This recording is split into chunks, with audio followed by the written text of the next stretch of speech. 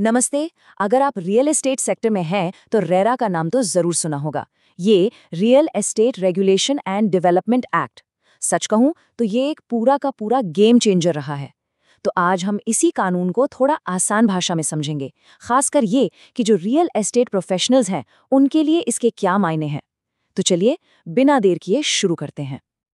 ये बात बिल्कुल सही है। जैसा कि डॉक्टर संजय चतुर्वेदी ने कहा है, रेरा के आने के बाद ना रियल एस्टेट का बिजनेस बहुत ज़्यादा प्रोफेशनल हो गया है। अब बहुत सारे नियम कानून हैं जिनका पालन करना ही करना है। और हाँ, एक बात गांठ बांध लीजिए, ये कहना कि मुझे कानून पता नहीं था, ये कोई बहाना नहीं चलेगा। बस यही एक लाइन इस पूरे बदलाव की जड़ है। ठीक है, तो हमने इस पूरी बातचीत को 5 आसान हिस्सों में बांट दिया है। सबसे पहले हम ये जानेंगे कि रियल एस्टेट में ये नया दौर आया ही क्यों। फिर रेरा की अपनी एक भाषा है, कुछ खास शब्द हैं, उन्हें समझेंगे। इसके बाद जो एजेंट्स के लिए रूल बुक है ना, उस पर गौर करेंगे।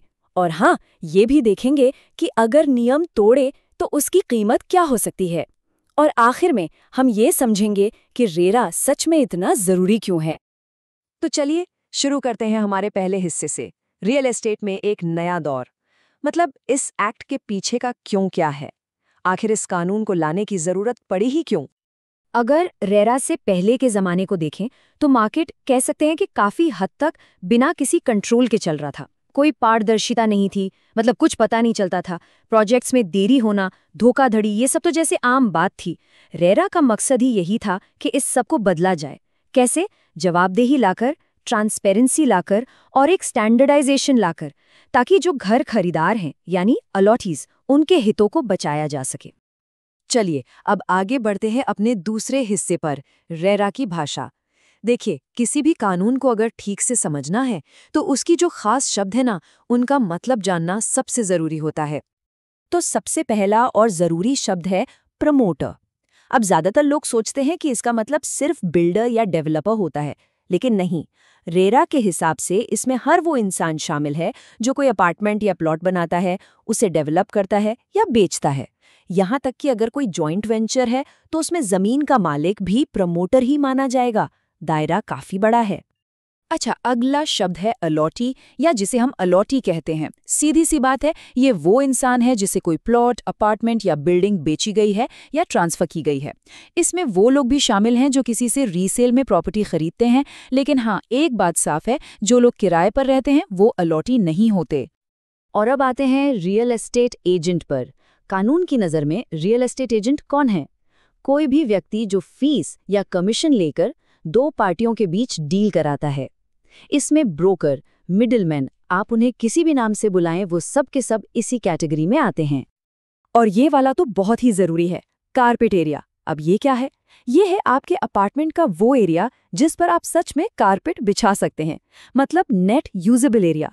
इसमें बाहर की दीवारें या बैल्कनी नहीं गिनी जाती। हाँ, लेकिन घर के अंदर की जो दीवारें होती हैं वो इसमें शामिल होती हैं। इसी स्टैंडर्ड की वजह से अब चीजों में बहुत ज्यादा ट्रांसपेरेंसी आ गई है। तो चलिए अब आते हैं हमारे तीसरे और शायद सबसे अहम हिस्से पर, रियल एस्टेट एजेंट की रूल बुक। मतलब रेरा के तहत एक एजेंट की क्या-क्या खास जिम्मेदारियां हैं, वो सब इसमें हैं। तो सबसे पहली और बड़ी बात है सेक्शन 9 की रजिस्ट्रेशन। ये हर एजेंट के लिए कंपल्सरी है, इसके बिना काम नहीं चलेगा। प्रोसेस भी सीधा साधा है। जो भी फॉर्म, फीस और डॉक्यूमेंट्स चाहिए उनके साथ अथॉरिटी में अप्लाई कर दीजिए। फिर अथॉरिटी या तो आपको पूरे स्टेट के लिए एक सिंगल रजिस्ट्रेशन दे देगी या आपकी एप्लीकेशन रिजेक्ट कर देगी। अगर अप्रूवल मिल गया तो आपको एक यूनिक रजिस्ट्रेशन नंबर मिलेगा और ये नंबर आपको अपनी हर डील में कोट करना ही होगा। अब सेक्शन 10 में वो चीजें बताई गई हैं जो एक एजेंट को बिल्कुल नहीं करनी चाहिए। मतलब ये डोंट्स वाली लिस्ट है। पहला, ऐसी कोई भी प्रॉपर्टी बेचने में मदद न करें जो रेरा में रजिस्टर्ड नहीं है। दूसरा, किसी भी तरह के गलत या अनफेयर ट्रेड प्रैक्टिस में शामिल न हो। तीसरा, अपनी सर्विसेज या प्रोजेक्ट्स के अप्रूवल्स के बारे में कोई झूठी बात न कहें। और चौथा, ऐसी किसी सर्विस का विज्ञापन न करें जो आप असल में देते ही नहीं हैं। तो क्या नहीं करना है के बाद अब देखते हैं कि क्या करना है। ये है आपके डूज। आपको अपने अकाउंट्स की बुक्स, रिकॉर्ड्स और सारे डॉक्यूमेंट्स ठीक से मेंटेन करके रखने हैं। और सबसे जरूरी बात, जब कोई घर बुक कर रहा हो तो उस अलॉटी को वो सारी जानकारी और डॉक्यूमेंट्स जरूर दें जिनका वो कानूनी तौर पर हकदार है। ठीक है, अब आते हैं चौथे हिस्से पर, और ये थोड़ा गंभीर है। नियमों का पालन नहीं किया तो उसकी कीमत क्या चुकानी पड़ सकती है। ये समझना बहुत जरूरी है कि रूल तोड़ने के नतीजे क्या हो सकते हैं। जरा इस नंबर को देखिए, 10,000 रुपये। ये जुर्माना है सेक्शन 9 और 10 का पालन ना करने पर हर एक दिन के डिफ़ॉल्ट के लिए। सोचिए, हर दिन का 10,000। ये एक बहुत सीधा और बड़ा फाइनेंशियल रिस्क है। और बात सिर्फ 10,000 पर खत्म नहीं होती। सेक्शन 62 के हिसाब से अगर रजिस्ट्रेशन या कंडक्ट रूल्स को तोड़ा तो जुर्माना प्रॉपर्टी की कॉस्ट के 5% तक जा सकता है। अगर रेरा अथॉरिटी के ऑर्डर नहीं माने तब भी इतना ही जुर्माना लग सकता है। और मामला अगर और आगे गया और एपेलेट ट्राइब्यूनल के ऑर्डर को भी नज़रअंदाज किया गया तो फिर 1 साल तक की जेल या प्रॉपर्टी की कीमत का 10% तक का फाइन या फिर दोनों हो सकते हैं। तो ये कोई मजाक नहीं है। और अब हम आ गए हैं अपने आखिरी हिस्से पर, रेरा असल में मायने क्यों रखता है। चलिए अब जरा बड़ी तस्वीर देखते हैं कि प्रोफेशनल्स के लिए इसका असल महत्व क्या है। देखिए, रेरा के जो मेन ऑब्जेक्टिव्स हैं वो बिल्कुल साफ हैं। इसका मकसद है अकाउंटेबिलिटी तय करना, ट्रांसपेरेंसी लाना और फ्रॉड को कम करना, इंडस्ट्री में प्रोफेशनलिज्म और पूरे देश में एक जैसे स्टैंडर्ड्स लाना, प्रमोटर और खरीदार के बीच जानकारी का जो गैप है उसे भरना, झगड़ों का जल्दी से जल्दी निपटारा करना और सबसे बढ़कर अच्छा गवर्नेंस और इन्वेस्टर्स का भरोसा बढ़ाना। तो असली बात यह है कि रेरा को एक बोझ की तरह नहीं देखना चाहिए।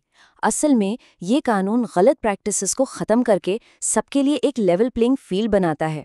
इससे जो प्रोफेशनल एजेंट्स हैं उन्हें अपने क्लाइंट्स के साथ भरोसा बनाने में मदद मिलती है, और जब भरोसा बनता है तो बिजनेस भी फलता फूलता है। तो जाते जाते मैं एक सवाल सबके सामने रखना चाहूंगा, क्या आपका बिजनेस रियल एस्टेट के भविष्य के लिए तैयार है? क्योंकि रेरा को मानना सिर्फ एक कानूनी मजबूरी नहीं है, बल्कि ये आने वाले कल में कामयाब होने की एक स्ट्रैटेजी है। इस पर सोचिएगा जरूर।